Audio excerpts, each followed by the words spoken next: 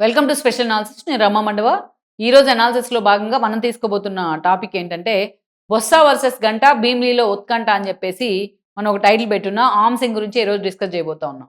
ఇక్కడ చూసినట్లయితే భీమిలీలో ఎప్పుడు కూడా రాజకీయ సమీకరణాలు కొంత డిఫరెంట్గా ఉంటాయి. అందుకే ఎస్పెషల్లీ ఉత్తరాంధ్రలోనే, అది కూడా వైజాగ్లో భీమిలీ కాన్స్టిట్యున్సీ ఎప్పుడు కూడా వార్తల్లో నిలుస్తూనే ఉంటుంది. అలాంటి భీమిలీ మరోసారి వార్తల్లోకి ఎక్కుతా ఉంది. అందుకు కారణం ఏంటంటే అక్కడున్న డిఫరెంట్ ఈక్వేషన్సే.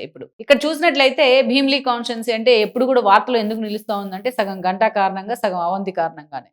సరే, భీమిలీ నుంచి పలుసార్లు గంట రిప్రజెంట్ కూడా చేయడం జరిగింది. ఒక సుదీర్ఘ రాజకీయ చరిత్ర.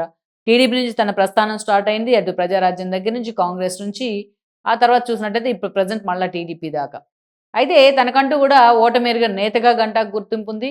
పార్టీ ఏదైనా సరే పదవులు కూడా ఆయన వెన్నంటే ఉంటాయనే గుర్తింపు ఉంది. సరే, అనేక ఈక్వేషన్స్ తర్వాత మొన్న పార్టీ అధికారాన్ని కోల్పోయిన సందర్భంలో కూడా ఆయన ఎమ్మెల్యేగా గెలుచున్నారు.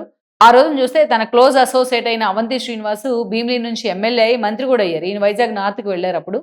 మొత్తానికి చూస్తే ఈసారి మళ్ళా నార్త్ నుంచి అది బీజేపీ ఖాతాలోకి వెళ్ళిన కారణంగా భీమిలీ నుంచి గంట ప్రెజెంట్ ఎమ్మెల్యేగా ఉన్నారు. అయితే గత కొంతకాలంగా గంట నెక్స్ట్ ఎలక్షన్స్‌లో నేను పోటీ నుంచి తప్పుకుంటాను. సో, లాస్ట్ టర్మ్‌లో నేను ఇప్పుడు ప్రత్యక్ష ఎన్నికల్లో ఉన్నాను. నాకు మంత్రి పదవిలో స్థానం ఇవ్వండి అనే యాంగిల్‌లో ఆయన పనిచేస్తా ఉన్నారు. తన వాయిస్ కూడా అలాగే తీసుకెళ్తా ఉన్నారు. ఇక ఇదే సమయంలో చూస్తే స్థానికంగా అంటే ఉత్తరాంధ్రలో సామాజిక వర్గ సమీకరణాలు కావచ్చు, ఎస్పెషల్లీ వైజాగ్‌లో. అందుకే గంటాకి ఈసారి మంత్రి పదవి నుంచి చంద్రబాబు నాయుడు పక్కన పెడతం జరిగింది. అంతేకాదు, తాను గెలిచినా కూడా ఎక్కడా తన వాయిస్ వినిపించలేదు జగన్మోహన్ రెడ్డికి వ్యతిరేకంగా. ఒక్క వైజాగ్ స్టీల్ ప్లాంట్ ఇష్యూలో తప్ప. అలాంటి అతన్ని మళ్ళీ ఎలా ప్యాంపర్ చేస్తారంటూ అయ్యన్న పాత్రుడు లాంటి వాళ్ళు గతంలో ఓపెన్‌గా స్టేజ్ మీదే గంటాని టార్గెట్ చేసే ప్రయత్నం చేశారు. అందుకని చంద్రబాబు నాయుడు చాలా జాగ్రత్త పడతా ఉన్నారు ఆ ఈక్వేషన్స్‌లో. వాళ్ళిద్దరిని చేతులు కలిపే ప్రయత్నం కూడా చేశారు ఎన్నికలకు ముందు చంద్రబాబు నాయుడు. సరే, అదట్లా పెడితే ఈరోజు గంటా శ్రీనివాస్ మాత్రం నెక్స్ట్ ఎలక్షన్స్ నుంచి కూడా తన కొడుకు రవితేజనే తాను అక్కడి నుంచి బరిలో దించుతున్నాను అంటూ ఆల్రెడీ ప్రకటన కూడా చేయడం జరిగింది. పూర్తిగా తాను రాజకీయాల నుంచి తప్పుకుంటాను అనేసి.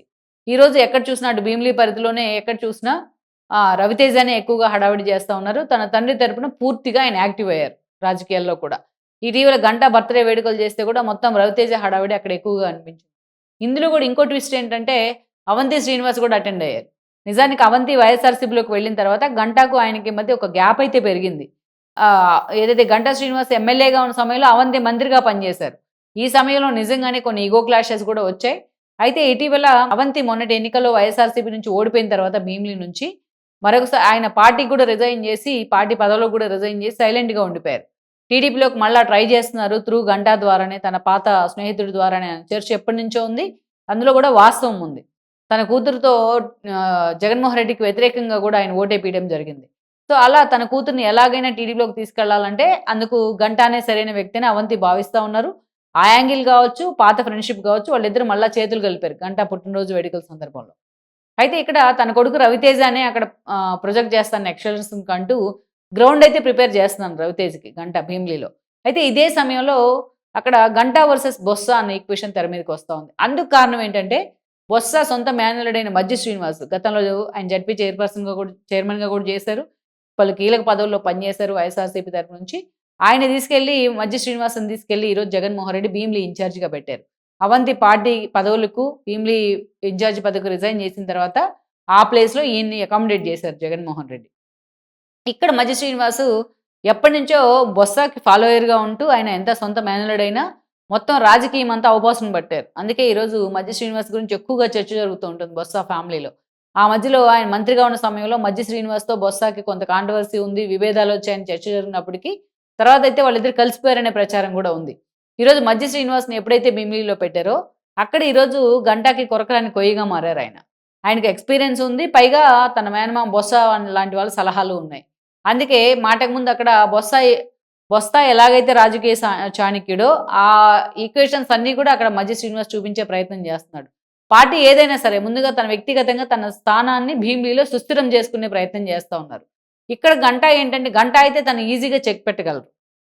నెక్స్ట్ ఎలక్షన్స్‌కి మజ్జి శ్రీనివాస్. కానీ తన ప్లేస్‌లో తన కొడుకుని దించుతానని ఆల్రెడీ అనౌన్స్ చేస్తున్నారు కాబట్టి ఇప్పటికే మామూలుగా అయితే 2 రోజులు పడే కష్టం ఈరోజు 4 రోజులు పడాల్సొస్తా ఉంది. అంత సీరియస్‌గా మజ్జి శ్రీనివాస్‌కి సంబంధించి అనేక వ్యూహాల మీద గంటా అండ్ టీమ్ ఫోకస్ పెట్టాల్సిన సందర్భం ఎదురవుతోంది. అందుకే ఈ రోజున డైరెక్ట్‌గా మజ్జి శ్రీనివాస్ పోటీ చేస్తున్నారంటే బొత్స అనే పోటీ చేస్తున్నంత ఈక్వేషన్ కనిపిస్తా ఉంది అక్కడ ఇప్పటి నుంచే. ఇంకా ఎన్నికలకు 3 ఏళ్ల సమయం ఉన్నప్పుడు. అందుకే ఈరోజు భీమిలిలో చూస్తే గంటా వర్సెస్ బొత్స లాంటి పరిణామాలు తెర మీదకొస్తా ఉన్నాయి. మజ్జి శ్రీనివాస్ అయితే మాత్రం సైలెంట్‌గా వచ్చిన అక్కడ ఇన్‌చార్జ్‌గా ఈరోజు తనకంటూ అక్కడ ఒక వ్యక్తిగత ఇమేజ్‌ని క్రియేట్ చేసుకొని పూర్తి స్థాయిలో దూసుకుపోతున్న పరిస్థితి అయితే కనిపిస్తా ఉంది వైఎస్ఆర్‌సీపీ తరపు నుంచి.